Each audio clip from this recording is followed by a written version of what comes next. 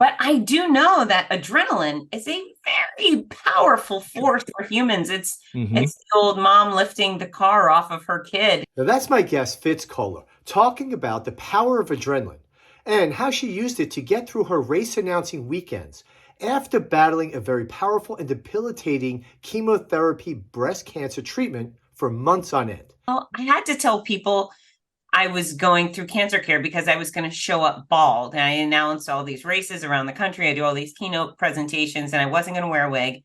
So I figured people were going to ask questions. So I had to say, hey guys, I have cancer. In episode 18 of the Walking for Health and Fitness podcast, I talk with Fitz Koehler. Now, Fitz is a fitness expert, a race announcer, a keynote speaker, a breast cancer survivor, and the author of My Noisy Cancer Comeback. Now, keep listening as Fitz talks about having perspective, her cancer fighting experience, and why it's important for all of us to prepare ourselves today, physically and emotionally, for a battle that will definitely come in the future, whether it's illness or accident. The message to everyone is to prepare your body to do battle today because you never know when illness or injury will strike. And Why it's important to stay fit during cancer treatment, the power of adrenaline, and doing what you love. but I do know that adrenaline is a very powerful force for humans. It's Hmm. it's the old mom lifting the car off of her kid. She has important advice for anyone just diagnosed with cancer. Pair the mental game with the physical game, and you can buoy yourself and make yourself more likely to have success with your treatment plan. And we joke about Killer Hill and how it played a role in her recovery. So, what is Killer Hill that you were so Uh, determined to go up? Now, this is a very special episode of the Walking for Health and Fitness podcast. Let's begin. Okay, so we're on the Walking for Health and Fitness podcast with my guest, Fitz Koehler of fitzness.com. And we're here to talk about a book, My Noisy Cancer Comeback. It's a fascinating read. That's why I was hoping to get her on the show. And Fitz, let's talk about your book. Thanks so much for having me, Frank. You're welcome. So I'd like to get right into the book. I had you on, had you scheduled to come on as a guest, and I said, well, let me buy the book and I'll just skim through it and just to have some questions, right? To know what you were about. I just dove into it and was engrossed by it. So talk about how the book came about because it's yeah, how the book came about. Yeah, so it's interesting. I was diagnosed with breast cancer in 2019, February, 7 weeks after a crystal clear mammogram. So crazy. I rubbed my underboob while getting out of the shower, found a lump. And within about a week, I had all the tests and exams, and a surgeon called and said, hey, I'm so sorry you have breast cancer, and it's already spread to your lymph nodes, and it's running through you like wildfire. So we need to treat you immediately and aggressively. And boy, did they ever. I had 15 months of chemotherapy, which is a god awful amount of time to have chemo and radiation, 33 rounds and surgery. So I did the treatment triathlon, we say, but I made some really good decisions along the way. And as you read in the book, while I was going through it, I had to tell people I was going through cancer care because I was going to show up bald. And I announced all these races around the country. I do all these keynote presentations and I wasn't going to wear a wig. So I figured people were going to ask questions. So I had to say, hey guys, I have cancer. But my role in everybody else's life is a beacon of health and happiness. So for me to all of a sudden, switch gears and be the victim or the hardship or suffering girl, it just didn't feel right. So when people said, how are you doing? I said, I'm just fine. I just put on a happy face no matter what was going wrong. And everything seemed to go wrong. But I would say about halfway through my treatment, I had started to think, you know what, some of this stuff is just, excuse my language, batshit crazy. I felt like I was in the Twilight Zone and all these weird things were happening. And I kept thinking, well, nobody's talking about this. We all know people with cancer and we hear about baldness and sickness and fatigue, but we don't hear about the wild stuff. And I started thinking, you know what? People might get a kick out of this wild stuff. I just thought people would laugh at my weirdo experiences. And then I also thought, you know what? I've made some really good decisions that have benefited me. And I would be derelict if I did not share them with the world. So I wrote a book, and thankfully it's done so very well amongst cancer patients and survivors and regular Joes and Janes. So that was the first of three. Now there's the Your Healthy Cancer Comeback and the Healthy Cancer Comeback Journal. And it's rewarding to be able to take my my nightmare and turn it into something positive. Yeah, in reading it, yeah, a nightmare that I couldn't imagine going through. And what did you write it as you were going through it, or was it like you got through it and like, oh, let me go back and like you said, and write about this and explain to people? I think I started writing it about halfway through. So let's say it was 15 months of treatment, maybe at about that 8-month mark. And they say that when you write a memoir, you should not write in order. You should start somewhere at the in the future and go back and so forth. But what I found is in cancer care, people really want to know. They say, okay, well, when was your mammogram, and when were you diagnosed, and when did this happen? And so I decided to go from the start on through. And I didn't bore people with my history of growing up in Fort Lauderdale and what my grandmother did. I just started like, this is who I was when this debacle began. And all of the things I mentioned, the stories I tell, they're easy to remember because they're all looped around different other events. I know when the Big Sur Marathon happened. I know when I was announcing bald for the first time. And then your life is very regimented when you're going through cancer. So it was easy to document, to say, oh, on March 24th, I had surgery, and this is the weird, crazy events that happened then. So yeah, and I wrote almost everything on an airplane. I'd say 80% of the book was written on an airplane, because that's kind of the only time I get to sit quietly with nothing else to do. Well, that's what I found fascinating, is that you would have treatment, let's say early in the week, on Monday or Tuesday, and then on Friday you're flying out to an event, because your events, you're a race announcer, is the whole weekend. And I'm like, how is she going to do this? You're writing day by day. You're in bed zonked out. How, like, to get through that. So doing this, we'll get to one first question. Did it give you perspective? You talked a lot about that in the book. Did you have perspective in your life, and did this cancer like kick in, like, wow, this is what's really important in the whole scheme of things? Yeah, certainly. So I'm a joy addict. So I've always looked on the bright side. It's my nature. And I used to say, gee whiz, it's not cancer. So whenever anything happened, traffic jam, sprained ankle, you name it, I'd go, it's not cancer.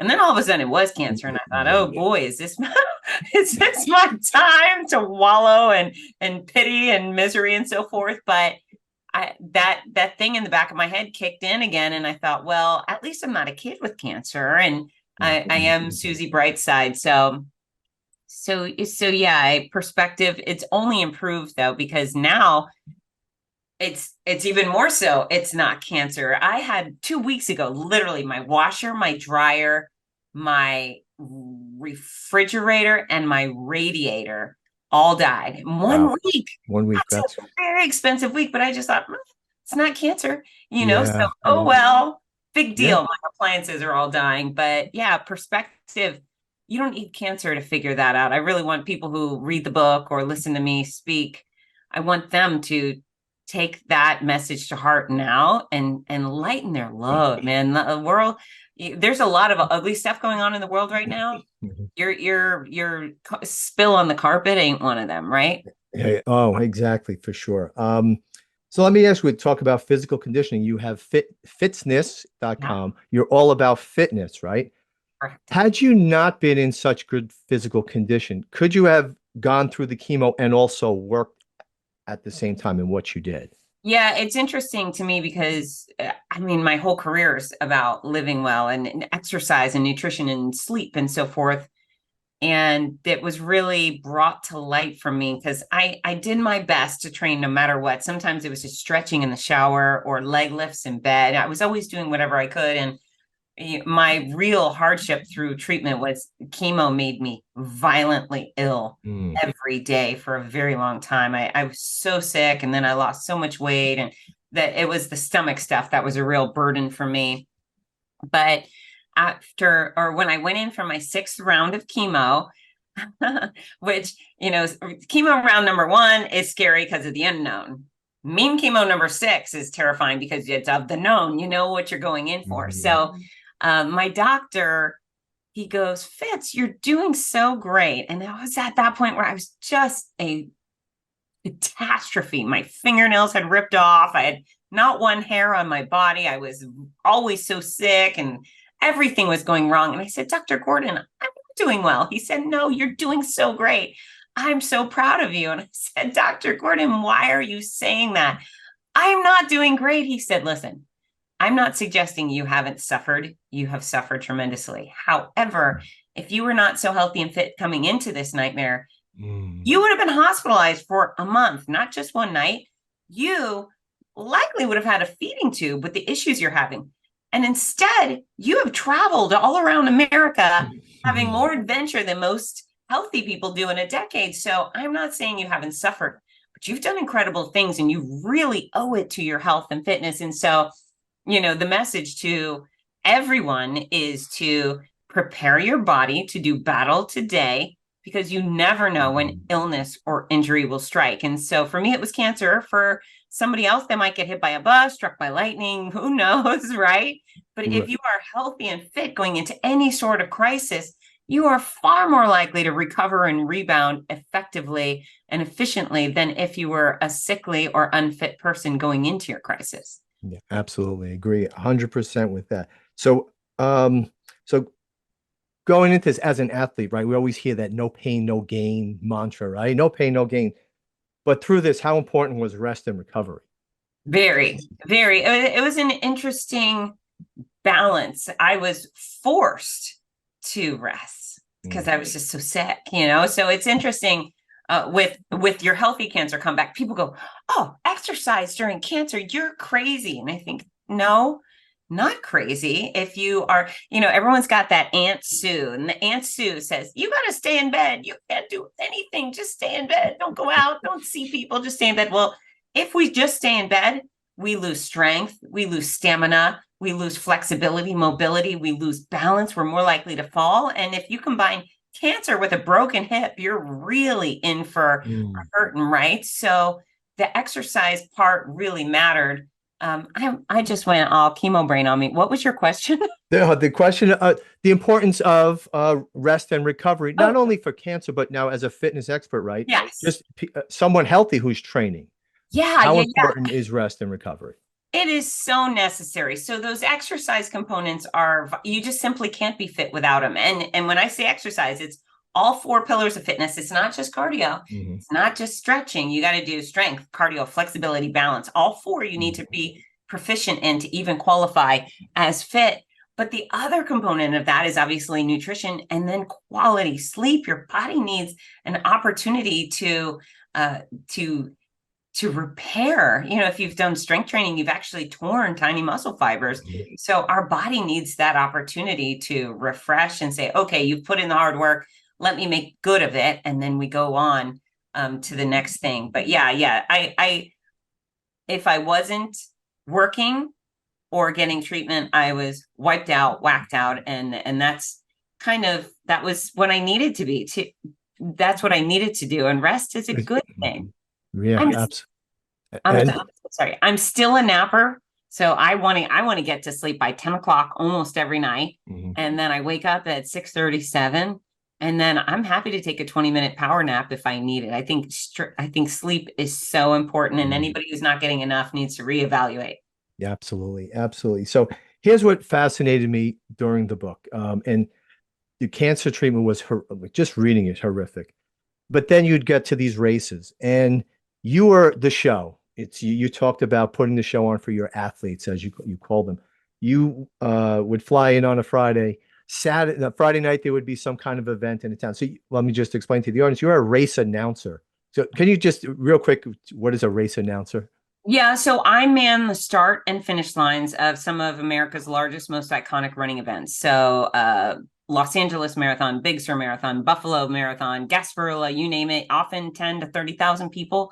So I'm there at the start line on the microphone with great music, getting everybody engaged, informed, entertained. I whip them into a frenzy. I yell, go. And then when they cross the finish line, I'm there to welcome them, usually personally by name, and make that experience feel fabulous as well, too. But I often teach clinics during a race weekend. I host VIP parties. So they keep me pretty busy. So yeah, so that's what fascinated me. So you're like, you don't just have like you go to a 9 to 5 job, come home and can sleep and rest and Right. recover. You had to be the show you are on. You're sick as can be. So how did you get through a long race day being the entertainer? I'll call you that. And then how did you get through that? And I do have a follow-up question. Pure adrenaline, pure Okay. passion. So how did I do it? It was pure will. Every single time I got on an airplane, my husband would drop me off at the airport and in front of TSA, and he would say, "How are you going to do this?" And I would always be bleary-eyed. Imagine watching your gray, bald, bleary-eyed wife who had just been atrociously sick at home. Now you're sending her off on a plane, and he'd say, "How are you going to do this?" And I would say, I just am. And that was enough for me. I was determined. And then the great gift is, even if I would spend nights on the hotel bathroom floor to stop the world from spinning, when my alarm went off at 4 or 5 a.m., whatever it is, those appalling race morning hours, once I stepped on my stages, absolutely everything that was wrong with me subsided. And it was just the gift of being with these wonderful people and serving these incredible events, and the adrenaline. It was pure adrenaline. And as long as I had an athlete on the course, a marathon day, I'll get on the microphone at 5. I won't get off till 2 p.m. So it's a 9-10 hour day. Sure. As long as I had an athlete on the course, I was okay. Now, the second that final person crossed the finish line, you could actually hear me power down. I would hear inside my body. So that's what is my big overriding question. So that adrenaline during these events, right? Did anyone ever think to study it? Like, did you ever think maybe something's going on with my body that I could do this? You couldn't will yourself right after chemo. You couldn't, those few days after chemo, you're zonked down in bed. So you couldn't will yourself then. But for this events, you did it. Like there had to have been some, I would love to have known your chemical makeup at that point in time. And I wonder, are there any studies that you know of that have ever done that? So that's a great question. I don't know anybody who's done similar things to what I did during cancer. I mean, obviously, Right. there's a lot of cancer patients doing incredible things, but my type of work, maybe not. Okay.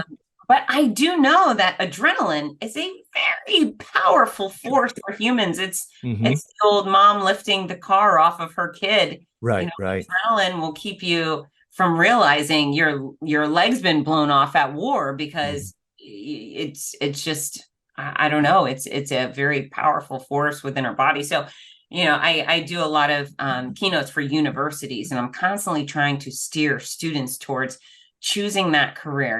If you choose something you're so passionate about, what kind of work could you do that you would want to do, even if both of your legs were broken, or even if you had cancer, right? So that's the dream career.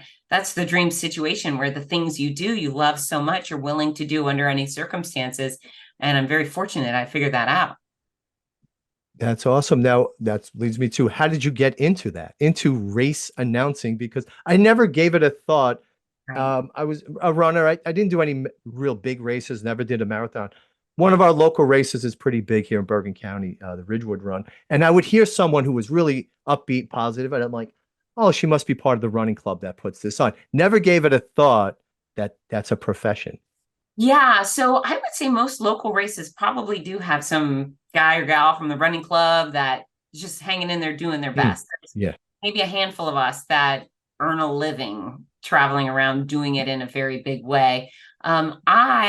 So teaching fitness to the masses was my main focus. I haven't been in a gym setting in over 20 years. Everything I do is TV, radio, mass media, live presentations. So Disney used to hire me a lot to either do presentations for their cast members, their employees, or come and connect with their consumers to try to help the consumers be a little healthier, et cetera. And so they have a endurance series called Run Disney. and they had virtually hired me to be their fitness expert. So I would show up at the expo on race weekend and I would teach clinics, strength training for runners, pain prevention for runners, yada, yada. And their race announcer is an iconic voice in the industry, Rudy Novotny. And not only did he announce the start and finish lines, but he was at the expo and he would have to introduce the speakers. And he had heard me speak a whole bunch because he had introduced me a whole bunch, and he was so complimentary. And eventually he said, you connect so well with people. Everybody loves you. You've great energy. I need an announcing partner for the OC Marathon, Orange County in California in a few months. Are you interested? And I said, well, I've never done it before, but I see what you do. It looks like a lot of fun. I'd love to give it a try. So he connected me with the race director, Gary Kutcher, who we got on the phone for maybe 10 minutes. He went through fitzness.com and he said, you know what? I'd love to have you join us this year. So those two men, man, they set me up for this incredible career. On race morning, my very first race, I think we had 30,000 people that weekend. But after about an hour after my first time yelling go, Gary came over and said, would you come back next year? And I said, absolutely. And then invitations started coming in, and it's been incredible. I'm so fortunate. I love this. I love the industry. And, within fitness, I have to work so hard to convince people exercise is a good idea. On race day, a race director says, here's 23,000 people who think exercise is a great idea. Can you take care of them? And I think, absolutely. Piece of cake. Sure. Wow. That's awesome. Tell me about what the program you have, the Morning Mile. So talking about fitness and especially at a young age. Of course. Thank you. So the Morning Mile, I believe I launched that in 2010 or 11. And it's a before school walking running program that invites every child every day. And I have it in over 400 schools around the world. So majority are in America, but we have quite a few outside of America. And it's the only program that's focused on every child every day, plus their family, plus the faculty. So there's other running programs who say only girls or only boys, or it's really expensive to take part in. Morning Mile is free to the students, free for all the participants. It's funded by either a corporate sponsor or a generous individual. And we play music. There is no coaching, no choreography, no instruction whatsoever. We just say, y'all come, and the kids can walk real slow or they can run real fast, and we reward them for mileage. And I mean, we have many kids, even elementary school students, who have run over 600-700 miles per school year.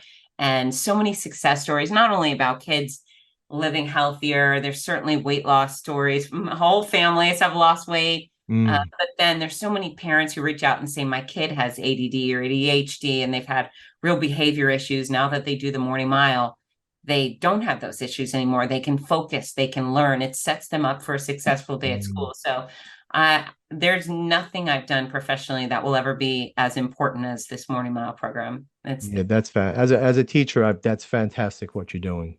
And that physical exercise is so important for kids. And I see too many students not. I'm a high school teacher, and it's wow, some of them are just so lazy. Yeah. I was a cross country coach, track coach, athlete my whole life, and it just kills me. So the Morning Mile's in from preschool to high school, and at elementary school, it's a massive hit. And those kids, they really like the reward system, and they just think it's fun. They don't need any convincing. They just want to go. But I find in the middle and high school years, those are kids where their bodies are changing. It's really puberty makes everything really awkward. Most of them, they're not old enough to go to a gym. They can't drive to a gym. They wouldn't know what to do in a gym anyways. Right. Sports are now competitive. You have to earn your right on the team. You can't just join and play. You have to be really good. So there's all these kids that are left out. So I find with Morning Mile programs in middle and high school, that's the opportunity. Even if they, they show up to school in their jeans and their boots or whatever, and they just walk and talk. And walking for 30 minutes in the morning instead of just sitting in the hallway somewhere, it's life-changing for these kids. So I thank you for dedicating your career to them. But yeah, we're on the same page. They need to move. It's good for their body. It's good for their mind. Yeah, absolutely. I agree with that. And just prior to that, when you talked about how you got into the race announcing, as I tell my students, jump into the deep end of something, and you never know what's going to happen. And your story of being asked to announce a pretty big race is a perfect example of that. So I commend you on that. That's awesome. Yeah, you got to take risks, Yeah, right? absolutely. Without risk, I tell my students, it's okay to fail because you don't learn anything if you don't fail. And so that's fantastic. So your website is fitness.com. You have other books involved. So I do have a question about your recovery. Yeah. Okay, so I'm from North Jersey. Across the street from my house is a mountain. I mean, not a big mountain, but it's a lot of hiking, climbing up and down hills. Florida to me is flat, Yes, it is. flat as can be. So what is Killer Hill that you were Oh, so determined to go up? Because I'm thinking, wait, I've read about high school teams running the overpasses to get some hill miles in Florida. yeah. I didn't know Florida had a hill Well, there's or a very Killer Hill.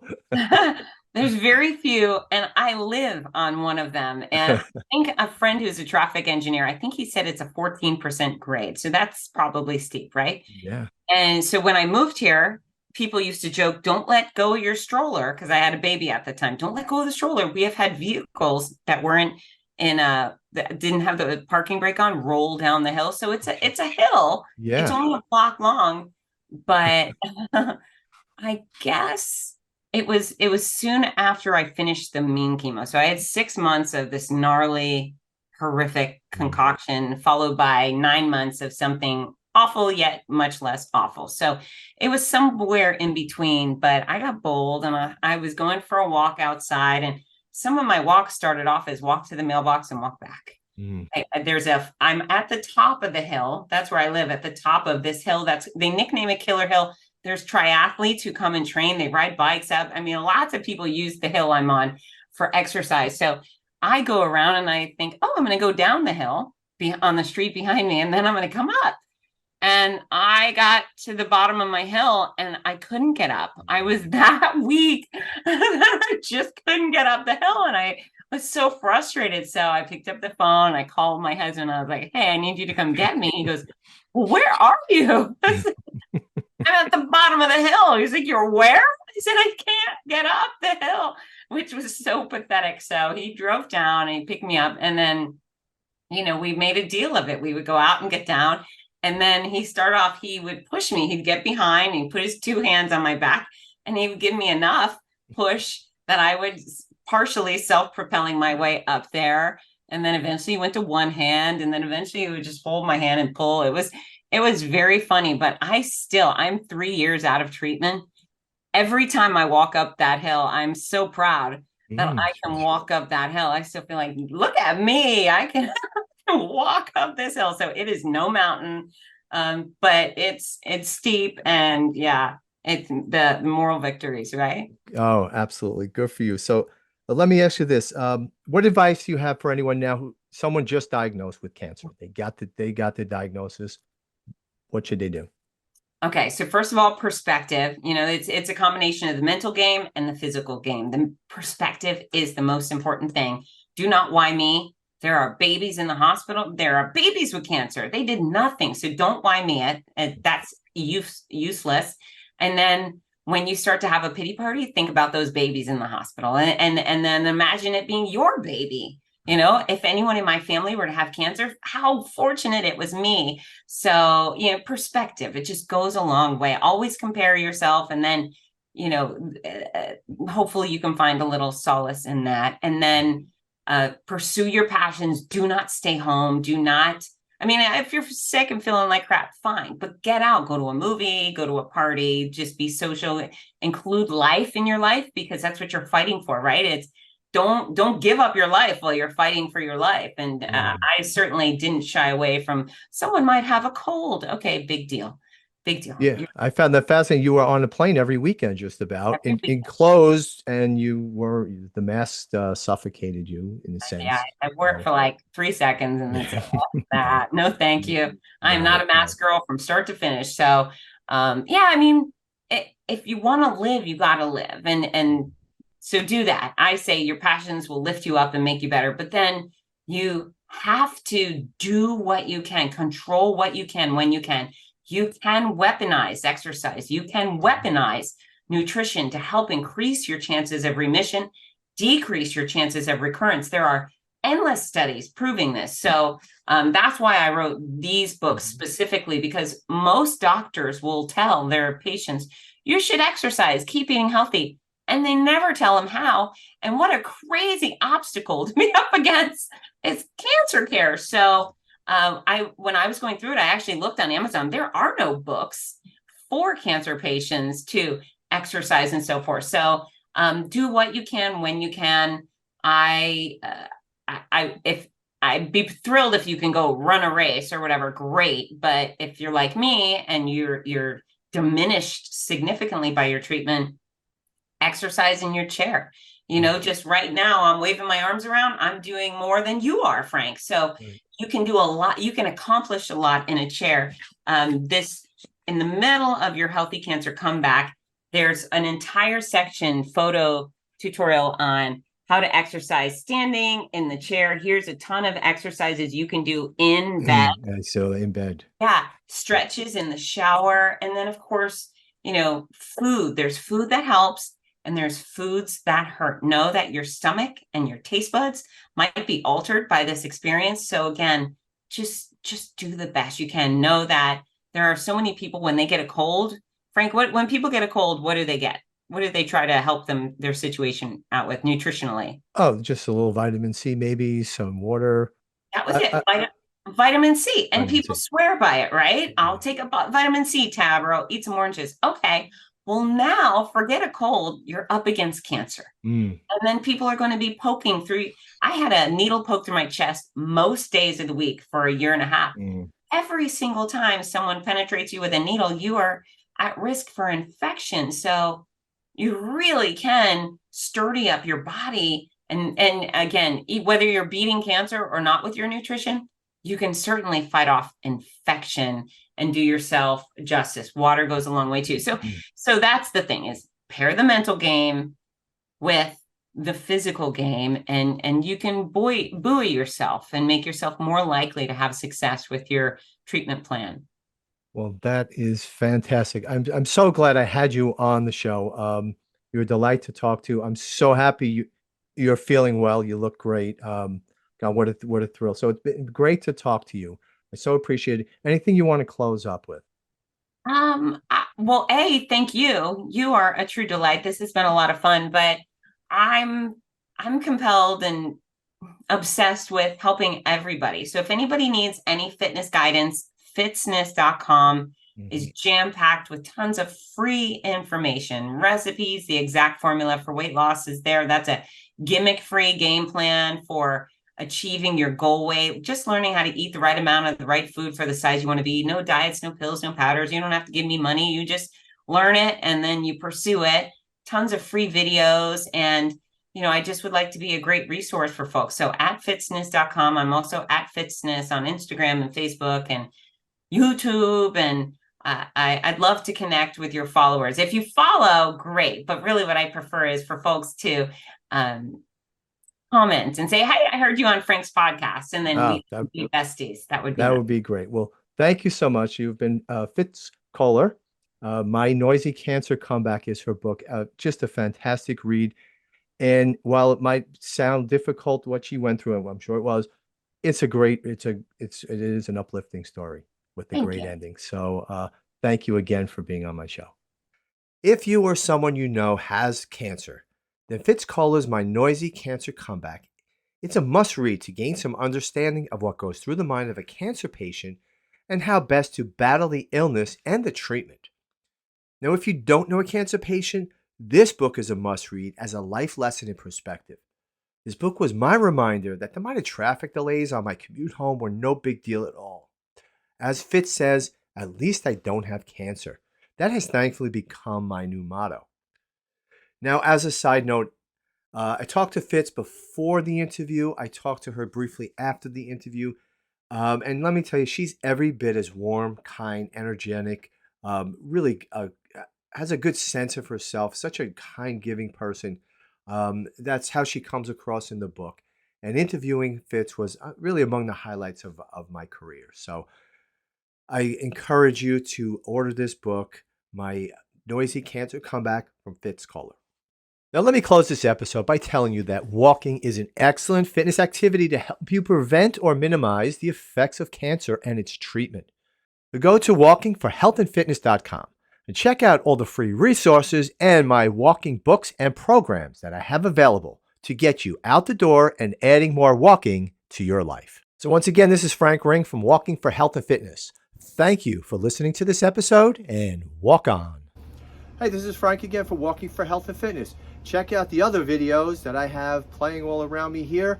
Again, I've got some great content to get you on your way to better health and fitness through walking.